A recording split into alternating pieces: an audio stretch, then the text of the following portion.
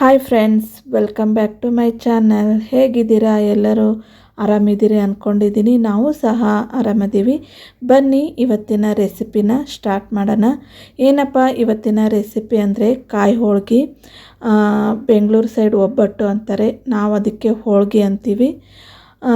ಅದನ್ನು ಕಾಯಿ ಹೋಳ್ಗೆನ ಹೇಗೆ ಮಾಡೋದು ಅಂತ ನಿಮ್ಮ ಜೊತೆಗೆ ನಾನಿವತ್ತು ಶೇರ್ ಮಾಡ್ಕೊಳ್ತಾ ಇದ್ದೀನಿ. ಬನ್ನಿ ಹೇಗೆ ಮಾಡೋದು ಅಂತ ನೋಡೋಣ. ನೋಡಿ, ಈ ಥರ ಸ್ವಲ್ಪನೇ ನೀರು ಹಾಕಿ ಈ ಥರ ರುಬ್ಬಬೇಕು. ಜಾಸ್ತಿ ನೀರು ಹಾಕೋಬಾರ್ದು, ಹೂರಣ ಚೆನ್ನಾಗಾಗಲ್ಲ. ಸ್ವಲ್ಪನೇ 1-2 ಸ್ಪೂನಷ್ಟು ಅಷ್ಟೇ ನೀರು ಹಾಕ್ಕೊಂಡು ಈ ಥರ ಸಣ್ಣಗೆ ರುಬ್ಕೋಬೇಕು. ನೋಡಿ, ನಾನು ಈ ಬಟ್ಲದಿಂದ ಕೊಬ್ಬರಿ ಅಳತೆ ಮಾಡ್ಕೊಂಡಿದ್ದೀನಿ. ಇದರಿಂದ 3/4 ಭಾಗದಷ್ಟು ಕೊಬ್ಬರಿ ಆಗಿದೆ. ಹಾಗಾಗಿ ನಾನು ಅರ್ಧ ಬಟ್ಲದಷ್ಟು ಬೆಲ್ಲ ತೊಗೊಂಡಿದ್ದೀನಿ. ನಮ್ಮ ಮನೇಲಿ ಸ್ವೀಟು ಕಡಿಮೆ ತಿನ್ನೋದು, ಹಾಗಾಗಿ ನಾನು ಅರ್ಧ ಬಟ್ಲು ಬೆಲ್ಲ ತೊಗೊಂಡಿದ್ದೀನಿ. ನಿಮ್ಮ ಮನೇಲಿ ಸ್ವೀಟ್ ಜಾಸ್ತಿ ತಿಂತೀರ ಅನ್ನೋದಾದರೆ 3/4 ಬಟ್ಲಷ್ಟು ನೀವು ಬೆಲ್ಲನ ತೊಗೋಬೇಕಾಗುತ್ತೆ. ಇದಕ್ಕೆ ಕರಗೋಕ್ಕೆ ಎಷ್ಟು ನೀರು ಬೇಕೋ ಅಷ್ಟು ನೀರು ಹಾಕಿ ಇದನ್ನು ಮೊದಲು ಕರಗಿಸ್ಕೊಳ್ತೀನಿ. ಬೆಲ್ಲನ ಒಂದು ಸ್ವಲ್ಪನೇ ಹಾಕಿದ್ದೀನಿ ಬೆಲ್ಲ ಕರಗೋಕ್ಕೆ. ಇವಾಗ ಗ್ಯಾಸ್ ಹಚ್ಕೊಳ್ತೀನಿ. ಫಸ್ಟಿಗೆ ನೋಡಿ, ಸ್ವಲ್ಪ ಇದು ಬೆಲ್ಲ ಕರಗಲಿ. ಇಷ್ಟು ಚಿಕ್ಕದ್ರಲ್ಲಿ ಇಟ್ಕೊಂಡಿದ್ದೀನಿ ಅಂತ ಅಂದ್ಕೋಬೇಡಿ. ಫಸ್ಟಿಗೆ ಇದು ಬೆಲ್ಲ ಕರಗಬೇಕಲ್ವ, ಹಾಗಾಗಿ ಇದರಲ್ಲಿ ಕರಗಿಸಿ ಆಮೇಲೆ ಬೇರೆದರಲ್ಲಿ ನಾನು ಮಾಡ್ಕೊಳ್ತೀನಿ. ಇದು ಬೆಲ್ಲ ಕರಗಲಿ. ನೋಡಿ, ಬೆಲ್ಲ ಕರಗಿದೆ. ಇವಾಗ ಈ ದೊಡ್ಡ ಪಾತ್ರೆಗೆ ಬೆಲ್ಲನ ಸೋಸ್ಕೊಳ್ತೀನಿ. ಬೆಲ್ಲದಲ್ಲಿ ಕಸ ಏನಾದರೂ ಇದ್ದರೆ ಹೋಗುತ್ತೆ ಅಂತೇಳಿ ಫಸ್ಟಿಗೆ ಬೆಲ್ಲನ ಕರಗಿಸ್ಕೋಬೇಕು. ಈ ಥರ ಸೋಸ್ಕೊಂಡಾದಮೇಲೆ ಮತ್ತೆ ನೀವು ಇವಾಗ ಚೆನ್ನಾಗಿ ಪಾಕ ಬರೋ ತನಕ ಕುದಿಸ್ಕೊಳ್ಳೋಣ.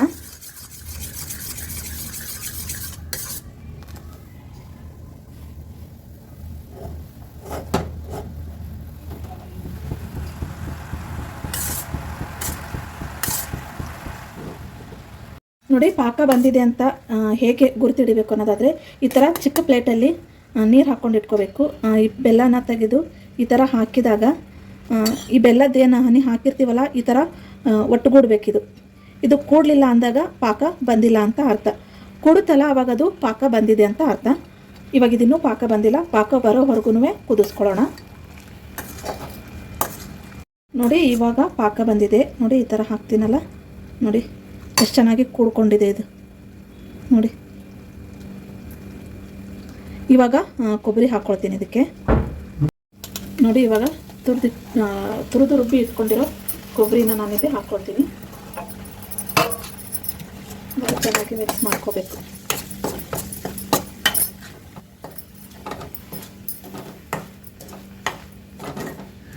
ಪಾಕಕ್ಕೆ ಕೊಬ್ಬರಿ ಹಾಕಿದ ಮೇಲೆ ಒಂದು 10-15 ನಿಮಿಷ ಆ ಪಾಕದಲ್ಲಿ ಕೊಬ್ಬರಿನ ನಾವು ಚೆನ್ನಾಗಿ ಬೇಯಿಸ್ಕೋಬೇಕು.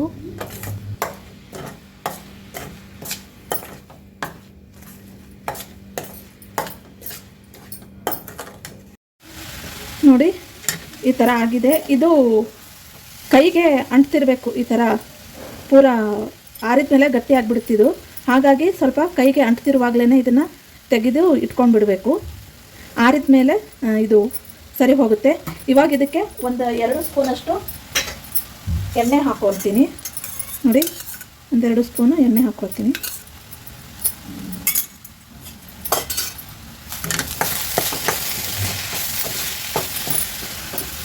ಇದು ಆರಿದ ಮೇಲೆ ಸರಿ ಹೋಗುತ್ತೆ. ಇದು ಆರೋದ್ರೊಳಗೇ ನಾವು ಕಣಕನ ರೆಡಿ ಮಾಡ್ಕೊಳ್ಳೋಣ.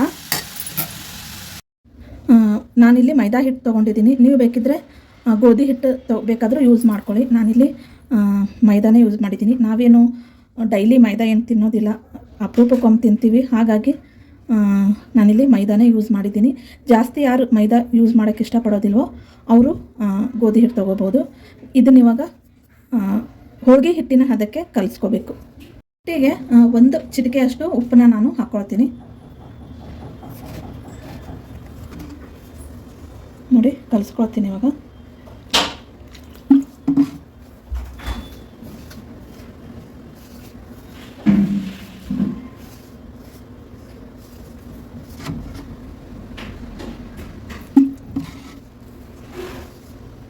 ನೋಡಿ ಈ ಥರ ಕೈಗೆ ಅಂಟ್ಕೊಳ್ಳೋ ಹಾಗೆ ಹಿಟ್ಟನ್ನ ಕಲಿಸ್ಕೋಬೇಕು. ಇದಕ್ಕೆ 1-2 ಸ್ಪೂನು ಎಣ್ಣೆ ಹಾಕಿ ಇದನ್ನೊಂದು ಅರ್ಧ ಗಂಟೆ ನೆನೆಯೋಕ್ಕೆ ಬಿಟ್ಬಿಡೋಣ.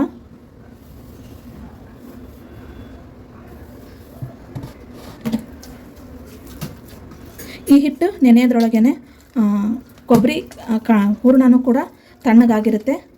ಆಮೇಲೆ ಹೋಳಿಗೆನ ತಟ್ಕೊಳ್ಳೋಣ.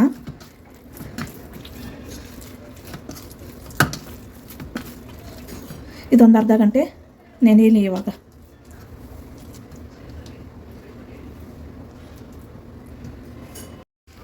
ನೋಡಿ ಕಣಕನೂ ಸಹ ರೆಡಿಯಾಗಿದೆ. ಇದು ನೆಂದಿದೆ ಚೆನ್ನಾಗಿ. ಹೂರಣನೂ ಆರಿದೆ, ಇದು ತಣ್ಣಗಾಗಿದೆ ಫುಲ್.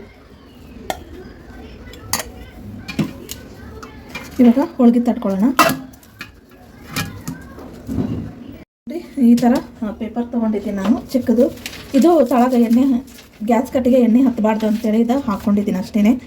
ಈ ಥರ ಪೇಪರ್ ತೊಗೊಂಡಿದ್ದೀನಿ. ಇದಕ್ಕೆ ಸ್ವಲ್ಪ ಎಣ್ಣೆ ಹಚ್ಕೋಬೇಕು. ಈ ಥರ ಎಣ್ಣೆ ಹಚ್ಕೊಂಡಿದ್ದೀನಿ. ಕಣಕ ತೊಗೊಂಡಿದ್ದೀನಿ. ಈ ಥರ ಇದು ನಿಮ್ಗೆ ರೌಂಡ್ ಮಾಡ್ಕೋಬೇಕು. ಈ ಕಡೆ ಪೂರ್ಣ ಆಯ್ತಲ್ಲ ನೋಡಿ, ಚೆನ್ನಾಗಿ ಆರಿ ಈ ಥರ ಉಂಡೆ ಮಾಡ್ಕೋಬೇಕು. ನಿಮ್ಗೆ ಎಷ್ಟು ದೊಡ್ಡ ಹೋಳಿಗೆ ಬೇಕೋ ಅಷ್ಟು ದೊಡ್ಡದನ್ನು ನಾವು ಇಲ್ಲಿ ಮಾಡ್ಕೋಬೋದು.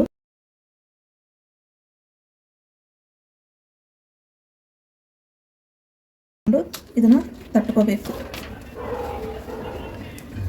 ಮೇಲೊಂದು ಪೇಪರ್ಗೆ ಎಣ್ಣೆ ಹಾಕ್ಕೋಬೇಕು. ಈ ಥರ ಹಾಕ್ಕೊಂಡು ಇದೇನೈತಲ್ಲ ಈ ಥರ ಹಿಂಗೆ ಮಾಡಿದರೆ ಹೋಳಿಗೆ ನಿಮಗೆ ಎಷ್ಟು ದೊಡ್ಡದು ಬೇಕೋ, ಎಷ್ಟು ತಳ್ಳಗೆ ಬೇಕೋ ಅಷ್ಟು ತಳ್ಳಗೆ ಅಷ್ಟು ದೊಡ್ಡದು ಹೋಳಿಗೆ ಮಾಡ್ಕೋಬೋದು.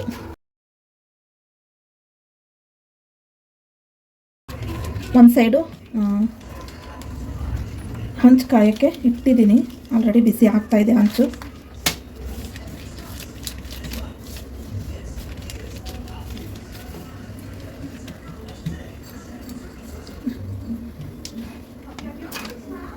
ನೋಡಿ ಹಂಚು ಕಾದಿದೆ. ಒಂದು ಸ್ವಲ್ಪ ಎಣ್ಣೆ ಹಾಕ್ಕೊಂಡು ಹೋಳಿಗೆ ಏನು ತಟ್ಕೊಂಡಿರ್ತೀವಲ್ಲ ಅದನ್ನು ಹಾಕ್ಕೊಳ್ಳೋಣ.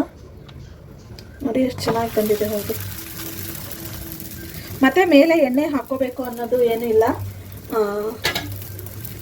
ಇದು ಕೊಬ್ಬರಿ ಹೋಳಿಗೆ ಅಲ್ವಾ, ಅದೇ ಕೊಬ್ಬರಿನೇ ಸ್ವಲ್ಪ ಎಣ್ಣೆ ಬಿಡುತ್ತೆ. ಹಾಗಾಗಿ ಮೇಲೆ ನಾವು ಎಣ್ಣೆ ಹಾಕ್ಕೋಬೇಕಾಗಿದ್ದ ಅವಶ್ಯಕತೆ ಏನೂ ಇಲ್ಲ.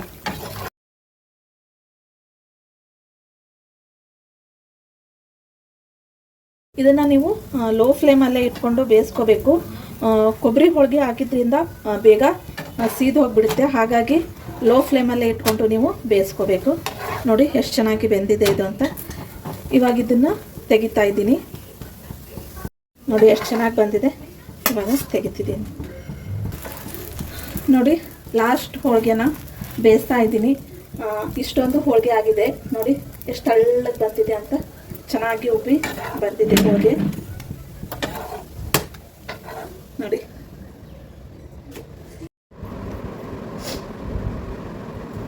ನೋಡಿ ಎಷ್ಟು ಸಾಫ್ಟಾಗಿ ಬಂದಿದೆ. ನೋಡಿ ವಾವ್, ಸಖತ್ತಾಗಿ ಬಂದಿದೆ. ಈ ಥರ ತೊಗೊಂಡು ಈ ಥರ ಗಟ್ಟಿ ತುಪ್ಪ ಹಾಕ್ಕೊಂಡು ತಿಂತಿದ್ರೆ ಎಷ್ಟು ಹೋಳಿಗೆ ತಿನ್ನಬೇಕು ಅನಿಸಿದ್ರೂ ತಿಂದ್ರೂ ಸಾಕು ಅಂತ ಅನಿಸೋದಿಲ್ಲ. ನೋಡಿ